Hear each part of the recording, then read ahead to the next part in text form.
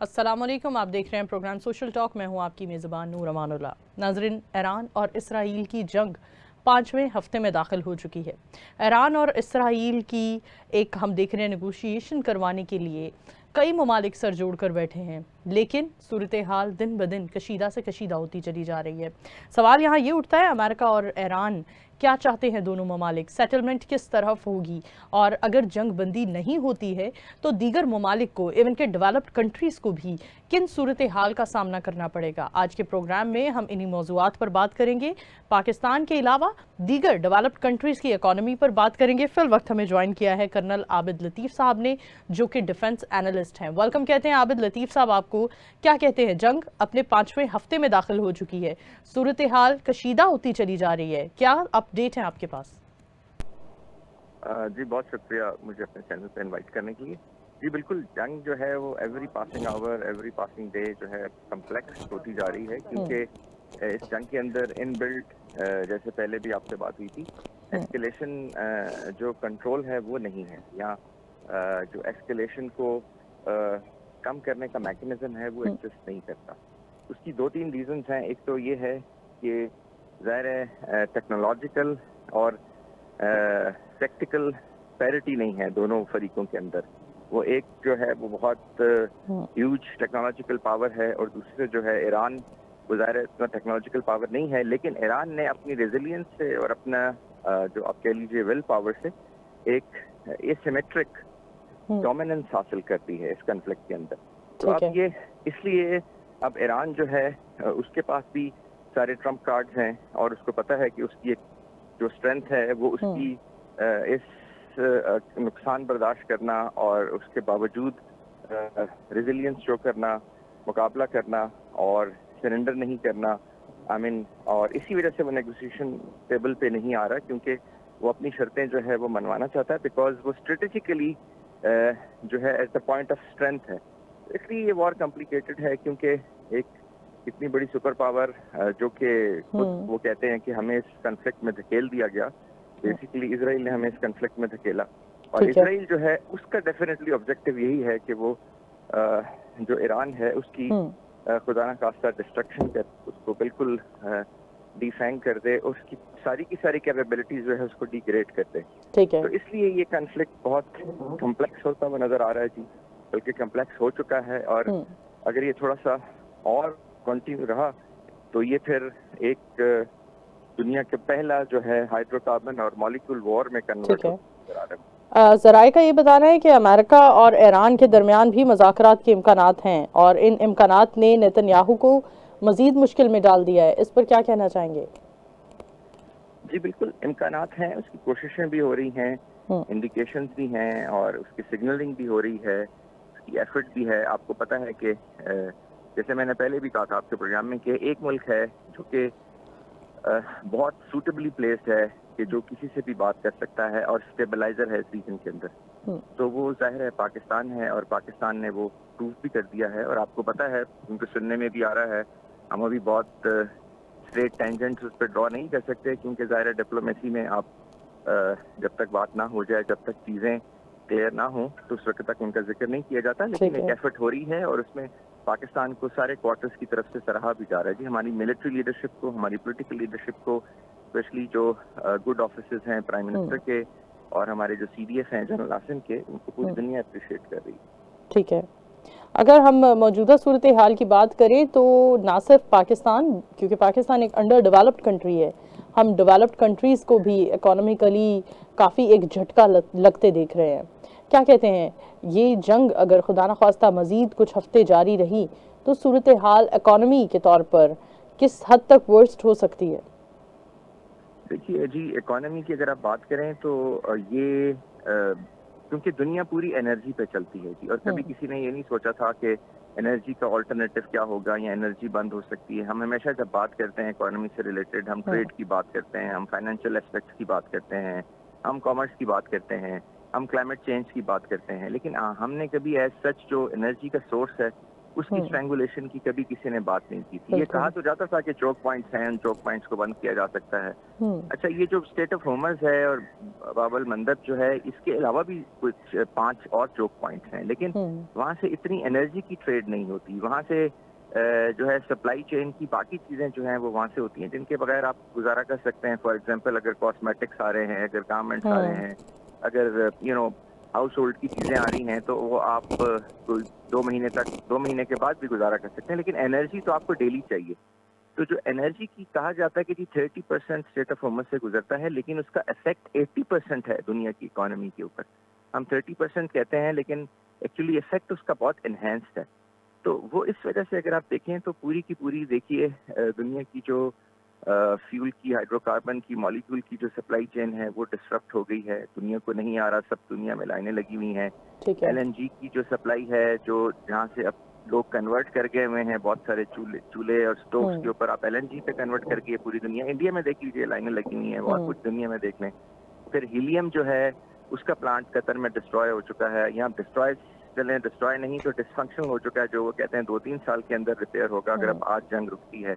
उसकी वजह से कितने प्रॉब्लम हो रहे हैं। फिर आप इस वक्त दुनिया में जो फर्टिलाइजर है उसका क्राइसिस क्रिएट हो रहा है, क्योंकि सारी फर्टिलाइजर मेजॉरिटी जो थी वो यहाँ से आती थी। तो अब ये इन सारी चीजों को अगर आप देखें तो एक बहुत इकोनॉमिक क्राइसिस डेवलप हो रहा है और बहुत फेयर क्राइसिस डेवलप हो रहा है। तो ये अब इसी वजह से जो पूरी जो डिफरेंट जो प्लेयर्स हैं वो ये चाहते हैं कि इस जंग को रोका जाए और इसके अंदर कुछ ऐसी ऐसे नेगोशिएशन के थ्रू कुछ ऐसा मैकेनिज्म हो कि दोनों फरीक जो हैं वो उस पर आ जाएं। अब दोनों असल में बात यह है कि दोनों की जो प्ले बुक है वो भी डिफरेंट है। फिर जो दोनों के ऑब्जेक्टिव्स हैं, दोनों एंटागोनिस्ट के और प्रोटोगोनिस्ट के, वो भी मुख्तलिफ हैं। और फिर जो दोनों जिस तरीके से इस कॉन्फ्लिक्ट को हैंडल करना चाहते हैं वो तरीका भी डिफरेंट है। तो इसलिए जरा नेगोशिएशन इसमें एक बहुत ही टाइट रोप वॉक है और एक मुश्किल फिनोमेना है। लेकिन अगर कोई मुल्क ये कर सकता है तो वो चाइना, रशिया और पाकिस्तान है, इसके अलावा कोई ये नहीं कर सकता। बिल्कुल। अगर हम अमेरिका और ईरान की जंग बंदी की बात करें तो क्या लगता है आपको, ये मुमकिन है या तनाज़ा मजीद शिद्दत इख्तियार कर सकता है? जी, अभी आप देखें तो जैसे खबरें आ रही हैं, बहुत ही वेरिंग किस्म की स्टेटमेंट्स आती हैं कि मरीन्स जो हैं उनको भेज दिया गया, करग आइलैंड की तरफ भेजा जा रहा है, जो 2 दिन में पहुंच जाएंगे। जो एयरपोर्ट ब्रिगेड है वो लैंड कर जाएगा, 5000 वो हैं, 3000 के करीब मरीन हैं, वो लैंड कर जाएंगे। देखिए, ये तो इस तरह की अगर आप होगा तो वहाँ पे भी उन आइलैंड्स के ऊपर या जो आइलेट्स हैं उसके साथ छोटे छोटे, उस पर ईरान की बहुत ह्यूज मिलिट्री प्रेजेंस है। और ईरान की जो कन्वेंशनल आर्मी है वो कुछ 7-8 लाख के करीब है। IRGC जो है वो कोई 7-8 लाख है। फिर इसके अलावा कुछ फोर्स है, फिर बसीज। आप अगर इस तरह से वॉलंटियर, और जितने उन्होंने वॉलंटियर अनाउंस कर दिए हैं, वो एक मैं कहीं पढ़ रहा था कि जी वो कोई तकरीबन 1 करोड़ लोग हैं जिन्होंने ईरान में वॉलंटियर कर दिया है और उनके पास स्मॉल आर्म्स और सारी चीजें जो हैं वो नहीं, लॉन्ग हॉल बैटल के लिए भी वो तैयार हैं। फिर ईरान के अंदर आप इंटरनल स्टेबिलिटी देखें तो ईरान के अंदर खाने पीने की चीजें, ऑयल, इस तरह की चीजों का कोई क्राइसिस पैदा नहीं हुआ, डिस्पाइट ये कि 15,000 से ज्यादा सॉटीज उसके ऊपर भेजी गई हैं। तो ये जो हालात हैं या जो सिग्नलिंग है वो और हो रही है जी, बातें कुछ और की जा रही हैं, इसीलिए ये कम्प्लेक्स सिचुएशन है। इसीलिए जो नेगोशिएशन जो पाकिस्तान कर रहा है, मैं उस पर बहुत डिटेल से बात नहीं करना चाहता क्योंकि वो कोई बहुत हमें अभी टेंजेंट नहीं ड्रॉ करने चाहिए। तो बहुत ये दुनिया की मैं समझता हूँ कि डिफिकल्ट तरीन नेगोशिएशन होगी और ये पाकिस्तान को और हमारी लीडरशिप को क्रेडिट जाता है कि जब मुल्क इसमें बात करने को तैयार नहीं है, बीच में पढ़ने को तैयार नहीं है, पाकिस्तान ने इस रीजन की स्टेबिलिटी के लिए अपने मुस्लिम ब्रदर्स जो हैं, ईरानियंस और मिडल ईस्ट की जो मुस्लिम कंट्रीज हैं, उनकी बका के लिए, उनकी बेटरमेंट के लिए पाकिस्तान ये डिप्लोमेटिक रिस्क भी इवन लेने को तैयार है। लेकिन पाकिस्तान ये मसला सॉल्व कराने के लिए भरपूर तरीके से अपना किरदार अदा कर रहा है। बिल्कुल जी। अगर हम अमेरिका और इसराइल की बात करें तो अमेरिका और इसराइल ने कई ईरानी रहनुमा हलाक किए हैं। तो अब जो हम नेगोशिएशन होते देख रहे हैं, नेगोशिएट किया जा रहा है, तो वो ट्रंप बातचीत के हवाले से कौन है ईरान की तरफ से जो फ्रंट लाइन पर आकर डिस्कशन का पार्ट बन रहा है या फैसले लिए जा रहे हैं जिसकी तरफ से? देखिए जी, उसमें तो डेफिनेटली ये जो उनकी स्पिरिचुअल लीडरशिप है, उनकी इजाजत के बगैर, उनकी इन्वॉल्वमेंट, फिर जो प्रेसिडेंट हैं और जो उनकी काउंसिल है उसके बगैर तो नहीं होता। लेकिन जो फेस पे है वो उनके स्पीकर जो नेशनल असेंबली हैं और डिप्टी स्पीकर हैं वो हैं, बिकॉज वो उनके बिहाफ पे ज़ाहिर है वो बिटवीन कर रहे हैं या वही बात करेंगे, या और प्लस उनके जो फॉरेन मिनिस्टर हैं। तो फेस पे तो वही है क्योंकि ज़ाहिर है गवर्नमेंट का तो वही फेस है, लेकिन डेफिनेटली वो भी वटेवर जो नेगोशिएशन होगी, वटेवर जो ईरान की तरफ से 5 पॉइंट आए हैं वो पूरे कंसेंसस के साथ आए हैं, जिसमें उनकी थियोक्रेटिक लीडरशिप और उनकी जो पॉलिटिकल लीडरशिप है उन सब की कंसेंसस के बाद वो। सर उन पॉइंट्स को जरा हाईलाइट कर देते हैं, क्या पॉइंट्स दिए गए हैं ईरान की जानिब से? जी, ईरान की जानिब से सबसे पहले तो ये है कि जी रेपरेशन होगी, ये दूसरा पॉइंट ये है कि गारंटीज दी जाएंगी कि आइंदा कभी ऐसा जो है वो अटैक नहीं होगा, और जो उसके बाद ईरान के ऊपर जितनी सैंक्शंस हैं वो खत्म की जाएंगी।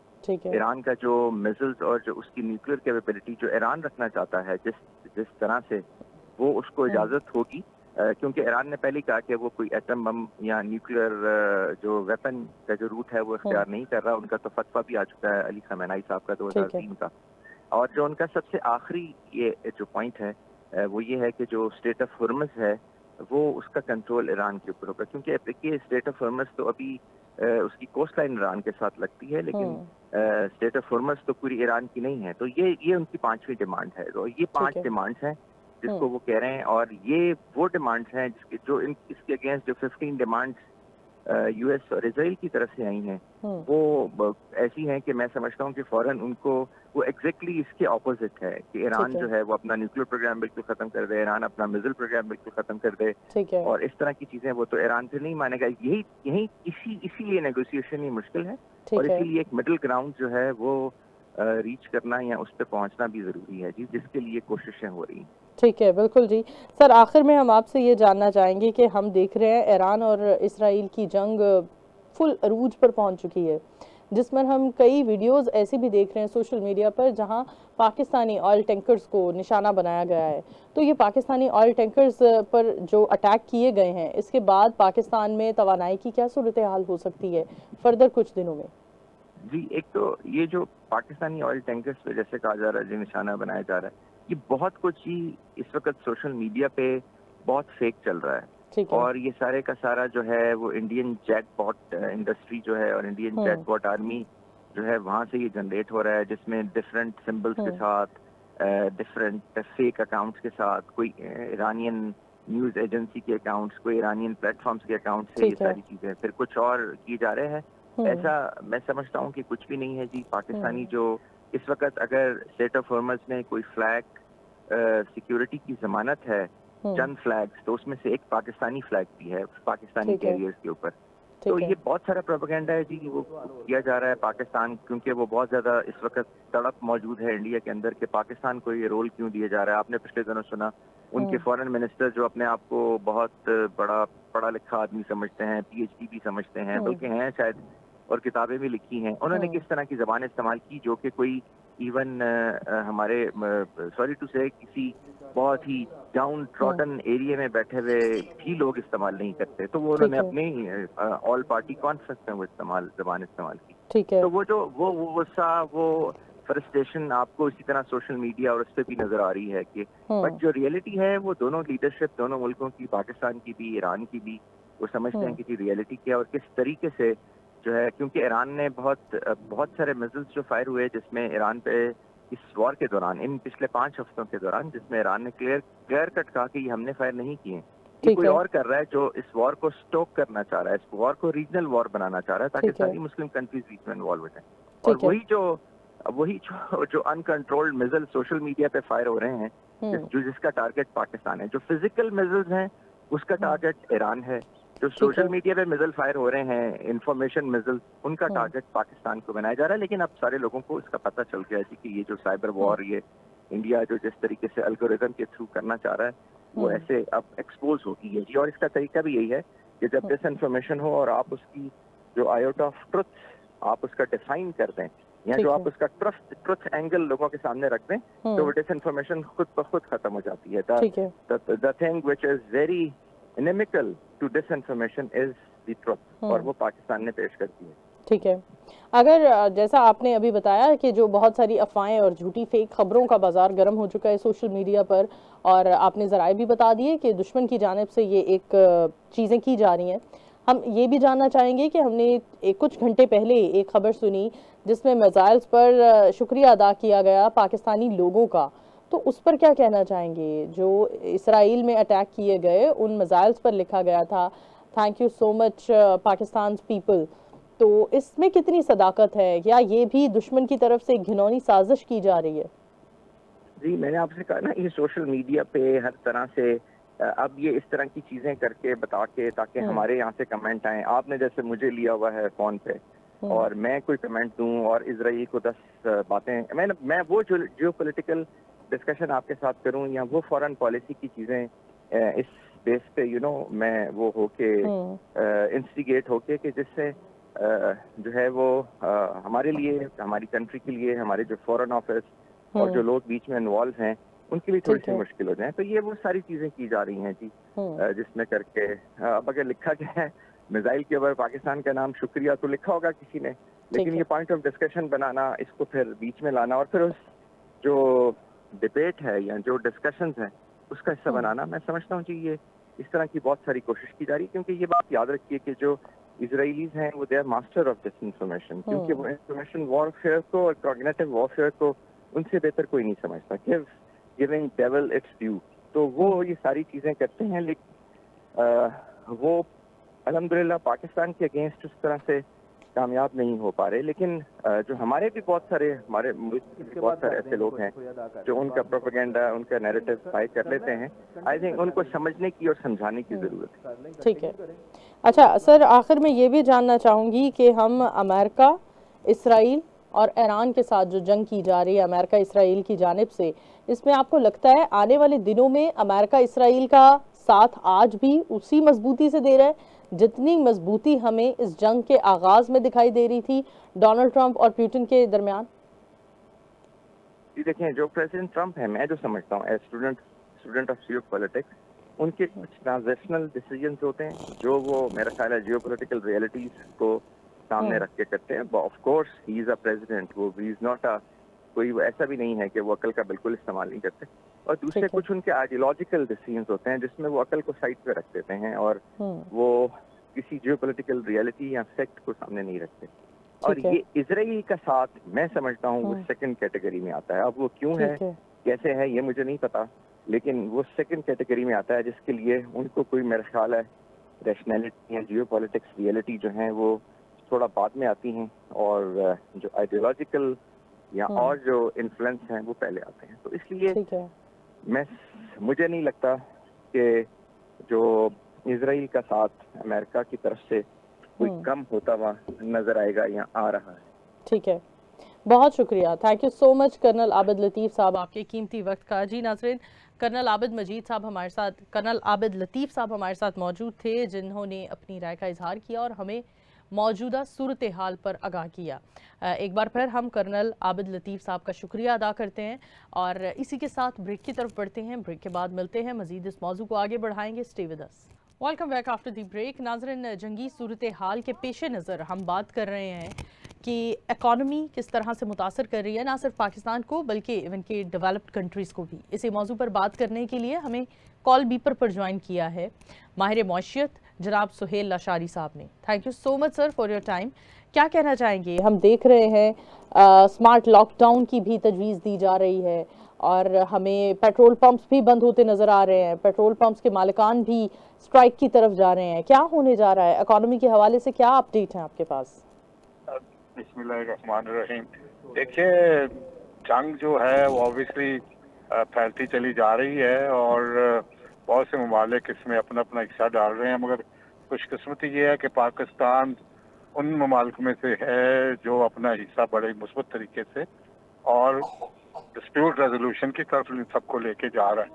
देखिए, दुनिया में जैसे ही तेल महंगा होगा, ये एक ऐसी कम्युनिटी है कि सारा कुछ ही अपसेट हो जाता है, यानी कि शिपिंग लाइंस की महंगी हो जाती हैं, ट्रांसपोर्ट सारी महंगी हो जाती है। और पेट्रोल जब कम हो और आपके मुल्क में तो सिर्फ 1 महीने का स्टॉक है, इससे ज्यादा तो आपने अपना स्टॉक ही आज तक नहीं बनाया, तो 1 महीना क्या होता है, वो चंद दिनों में गुजर जाता है और फिर आपके पास पेट्रोल की खपत है। और पेट्रोल आपको पता है हर इंडस्ट्री, हर काम, ट्रांसपोर्टेशन खास तौर पे उसका रीढ़ की हड्डी है। तो इसका असर जो बुनियादी तौर पे पड़ेगा वो महंगाई में पड़ेगा, क्योंकि जो आपकी फूड स्टफ है जब वो फार्म से मार्केट तक आएगा तो ऑब्वियसली ट्रांसपोर्टेशन का रेट बढ़ेगा, तो फिर उसका भी रेट बढ़ेगा। मगर इमीडिएटली अभी हमें इसका कोई खदशा नहीं है इंशाल्लाह। पाकिस्तान के पास अभी भी 1 महीने के ज़खायर मौजूद हैं, और पेट्रोल पंप वाले अगर कुछ करना भी चाह रहे हैं तो उन्होंने अपनी स्ट्राइक जो करनी थी वो पोस्टपोन कर दी है। उनका नजरिया एक और है कि जी उनकी कमीशन 6% कर दी जाए। वो इस जंग से या इस अफरा तफरी से उनका कोई ताल्लुक नहीं है, मगर हमने उनसे ये बात की एज एन इकोनॉमिस्ट कि जी वो पाकिस्तान को ये स्ट्राइक के साथ साथ ये भी कहें कि आप रिफाइनरियां यहाँ लगाएं, आप यहाँ कम से कम 3 महीने का स्टॉक रखें पाकिस्तान में। देखिए इस वॉर के बाद there will be a completely new world order, और खास तौर पे Middle East, even in America ने भी वो नहीं रहना और पाकिस्तान ने भी वो नहीं रहना, और इसमें बहुत बड़ी तब्दीली आने वाली है। और उसमें ये होगा कि आप पेट्रोल की जो महरूम मिन्नत है उससे निकल के आप रिन्यूएबल एनर्जी की तरफ जाएंगे। आपकी गाड़ियां भी बैटरीज पे चलेंगी, आपकी ट्रांसपोर्टेशन भी बैटरियों पे चलेगी, और आपके घरों में भी रात के वक्त बैटरियों से आप बिजली ले रहे होंगे बनिस्बत के ग्रिड से। आइंदा 5-10 सालों में आप नोट कीजिएगा कि आप ऑफ द ग्रिड हो जाएंगे। आपके घर सारे सोलर एनर्जी पे चल रहे होंगे और रात को बैटरियों पे चलेंगे।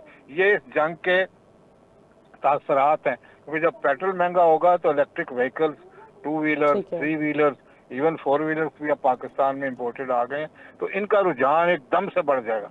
पाकिस्तान का ख्याल था कि 2030 तक कुछ हम इसको कर सकेंगे, उससे भी शायद पहले आप देखेंगे कि ये जो करवट है पेट्रोल से वो इलेक्ट्रिक व्हीकल की तरफ चली जाएगी। मगर हमें देखिए हर जंग में एक अपॉर्चुनिटी भी होती है। हमारे पास अल्लाह का खास करम है कि फूड स्टफ एक्स्ट्रा है, हमसे कुवैत मांग रहा है, हमसे यूएई मांग रहा है, क्योंकि वो तो खुद बनाते कुछ नहीं है, उगाते कुछ नहीं है। तो पाकिस्तान के पास फूड स्टफ है, पाकिस्तान उनको ये सारा कुछ देगा, और ये सब्सिडी जो दे रहे हैं ये फिर IMF से पूछते फिरेंगे कि ये सब्सिडी दें या ना दें। वो जो एक स्कीम निकालने की ये कोशिश कर रहे हैं कि कोई नई नोजलें लगें पेट्रोल पंपों पे, और फिर कोई ऐप बनाएं कि ऐप के थ्रू आप सिर्फ पेट्रोल मिलेगा। ये इतना कोई प्रैक्टिकल नहीं है। इससे तो बेहतर है कि आप कोई कूपन दे दें लोगों को कि उसके जरिए जाके वो पेट्रोल ले लें। देखिए पेट्रोल एक ऐसी चीज है कि स्टोर नहीं की जा सकती। ठीक है ना जी। पेट्रोल उतना ही लोग डलवाते हैं जितना उसकी जरूरत होती है, कई दफा तो उससे भी कम डलवाते हैं कि चलो यार फिर डलवा लेंगे पेट्रोल, आज आधा टैंकी ले लें, कल टैंकी आधी फिर डलवा लेंगे। ये कोई ऐसी चीज नहीं है कि आप स्टोर कर लेंगे और जखीरा अंदोजी हो जाएगी। तो हमें इतना पब्लिक में ये पैनिक क्रिएट करने की जरूरत नहीं है, करने की जरूरत नहीं है कि जी पेट्रोल नहीं है, ये नहीं है। ठीक है, आपने हाई ऑक्टेन का तेल की कीमत तो नहीं बढ़ाई, आपने अपना लेवी बढ़ाया। वो लेवी वो होता है कि जो सीधा गवर्नमेंट को जाता है, ना ये OMC को जाता है, ऑयल मार्केटिंग कंपनी को। जहां हम सर इंटरप्शन के लिए माजरत, जहां हम देख रहे हैं हाई ऑक्टेन की कीमत बढ़ गई है, तकरीबन कहीं 600 है, कहीं 550 है। वहीं हम देख रहे हैं कि अरामको पंप एक मखसूस पेट्रोलियम कंपनी है जहां पर हाई ऑक्टेन की कीमत ही उन्होंने तकरीबन 400 कर दी है। तो इसकी तरह स्ट्रेटजी बताइए, जहां हुकूमत कीमतें बढ़ा रही हैं वहां वो जाती तौर पर एक कंपनी हाई ऑक्टेन की कीमत कैसे घटा सकती है, और क्या अगर उनके लिए ये करना मुनासिब है तो आवाम सवाल उठा रही है फिर हुकूमत क्यों नहीं कर सकती थी? देखिए वो अपना मार्जिन कम कर रहे हैं। हुकूमत की जो लेवी इस वक्त कोई 305 रुपए के करीब है, तो बढ़ाई है 105 रुपए पहले थी लेवी का मतलब वो टैक्स है जो सीधा सेंट्रल गवर्नमेंट को जाता है, प्रोविंशियल गवर्नमेंट को भी नहीं जाता। तो वो पेट्रोल की कीमत जाती है इस तरह से, मगर वो पेट्रोल की कीमत नहीं है, वो एक टैक्स। तो अरामको ने शायद लेवी तो फिर भी देना ही देना पड़ा, उन्होंने अपना मार्जिन या अपनी जो कॉस्ट है वो कम की होगी। जैसे अब ईरान ने भी कहा है कि जी जो सामान खरीदना चाहता है, ग्रोसरी लेना चाहता है, वो मुफ्त आके ले जाए, वॉर के बाद दे दीजिए। आज बड़ा ये वायरल हुई है क्लिप। तो अगर ऐसा है तो हमें भी ऐसा ही सोचना चाहिए था कि भाई बाद में ले लेंगे पैसे। अभी अगर ऐसी बात है भी तो हम पैसे कंट्रोल करें। अगर अरामको ने किया तो मेरे ख्याल में बहुत खुशाइन बात है, और शायद हुकूमत भी इससे सबक सीखेगी कि हमें इस तरह से नहीं बढ़ाने चाहिए। क्योंकि देखिए ये जो एक तस्वर है ना कि अमीर आदमी से छीन के गरीब को दे दें, ये मतलब समझ लें देखी बात रबन उड़वा करता था, अमीरों से छीनता था, गरीबों को देता था। भाई अमीर ना पैदा अमीर बनाए और सारों को अमीर बनाए, अमीर कह सकते हैं अपनी मर्जी। जब वो बता लेंगे आप दस्ती लेंगे तो बता हो जाता है ना। आप बता नहीं लेना चाहिए आपको, आप वैसे के उस तरीके से कोई टैक्स बनाए को बात ऐसी करें। सो मेरे नजरिए के मुताबिक पैकेट भी है, सब कुछ इस मुल्क में है, इट इज रनिंग नॉर्मली। अब स्कूल भी देखिए ना, स्कूल बनने का क्या तुक था, तो वो भी खुल रहे हैं। तो हमें बड़ी डिप्लोमेटिकली हम बड़े करेक्ट जा रहे हैं और इंशाल्लाह हमें उम्मीद है कि सारे सिनेरियो से हम बड़े सुख रो के निकलेंगे, मगर घबराने की जरूरत नहीं। बिल्कुल सर, आखिर में ये भी जानना चाहूंगी, स्मार्ट लॉकडाउन की तजवीज़ दी जा रही है, अगर स्मार्ट लॉकडाउन लगता है तो इकोनॉमी किस तरह से डिस्टर्ब होगी और उस हवाले से शहरियों को क्या सजेशन है? ये फिर एक फजूल सी बात है, ये लॉकडाउन करना है क्योंकि आप पेट्रोल की रैशनलाइजेशन करते हैं। एक और डोंट आप ये भी दुनिया के एक दिन आएगा, अगर गाड़ी में अगर एक दफा पेट्रोल की टंकी फुल आते हैं तो 5, 6, 7 दिन चली जाती है। ठीक है। तो वो लॉक करने ऑनलाइन एक्शन ले लें, स्कूल हैं जो अफोर्ड कर, जिनके पास लैपटॉप उनके पास तो कर लेंगे। तो जो गवर्नमेंट स्कूल बेचारे में बैठते हैं उनके पास कहाँ लैपटॉप, उनके पास ऐप हो और चीजें से आने वाली बात है। हमारा टेक्निकल इशू के बायस शायद आवाज़ क्लियर नहीं आ रही। हम टेक्निकल इशू को ज़रा बेहतर बनाने के लिए हमारी टीम इसको कोशिश कर रही है, लेकिन सुहेल अशारी साहब हमारे साथ मौजूद हैं जो हमें बता रहे थे कि किस तरह से हम मौजूदा सूरत हाल में अपनी इकॉनमी को बेहतर कर सकते हैं और किस तरह से हम इकॉनमी को बेहतर करके इस जंगी सूरत हाल में अपनी मुल्क का और अपने मुल्क को चलाने वाली जो हुकूमत है, जो ताकतें हैं, उनके साथ खड़े होना चाहिए, क्योंकि ये मुल्क है तो हम हैं, ये मुल्क है तो सब कुछ है। और अगर हम पाकिस्तान की बात करें तो पाकिस्तान एक वो कंट्री है जहाँ पर खुराक के हवाले से अल्हम्दुलिल्लाह कभी भी कोई ऐसी कमी नहीं आ सकती, कोई भी ऐसे मामलात नहीं पेश आ सकते जिनमें हमें कोई दुश्वारी का सामना करना पड़े। तो लिहाजा पाकिस्तान बड़ी स्मार्टली इन चीज़ों को हैंडल कर रहा है, टैकल कर रहा है और आने वाले दिनों में भी हम देखेंगे कि पाकिस्तान इस मौजूदा सूरत हाल को बड़े बेहतर और मस्बत अंदाज में हैंडल करेगा। और इसी के साथ हम आज के प्रोग्राम का वक्त ख़त्म हुआ जाता है, क्योंकि हम बात कर रहे थे इकॉनमी के ऊपर, जंगी सूरत हाल के ऊपर, और हमने देखा किस तरह से ईरान और इसराइल के दरमियान जो जंग जारी है वो अब तक जारी है और अपने 5वें हफ्ते में दाखिल हो चुकी है। और इस जंग के प्रोलॉन्ग करने से बड़ी सारी डेवलप्ड कंट्रीज़ को भी जहां नुकसान पहुंच रहा है, वहीं अंडर डेवलप्ड कंट्रीज़ यानी पाकिस्तान को भी काफ़ी नुकसान पहुंच रहा है। लेकिन पाकिस्तान इस सूरत हाल को बड़े मस्बत अंदाज में हैंडल कर रहा है। और लशारी साहब हमारे साथ दोबारा मौजूद हैं, हम उनकी इस बात को आगे बढ़ाते हैं और उनसे रब्ता करने की कोशिश करते हैं।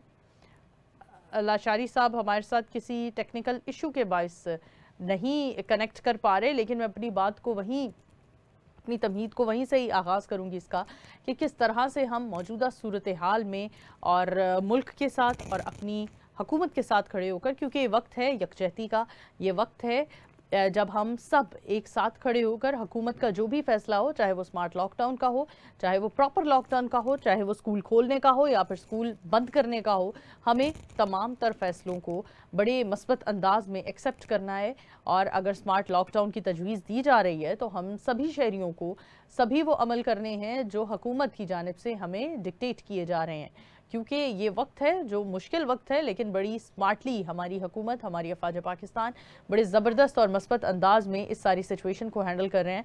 हमारे प्रोग्राम का वक्त भी ख़त्म हुआ जाता है। इसी के साथ अपनी होस्ट नूर अमानुल्लाह को प्रोग्राम सोशल टॉक से फिल वक्त दीजिए इजाज़त। दोबारा हाजिर होंगी, तब तक के लिए अल्लाह हाफ़िज़।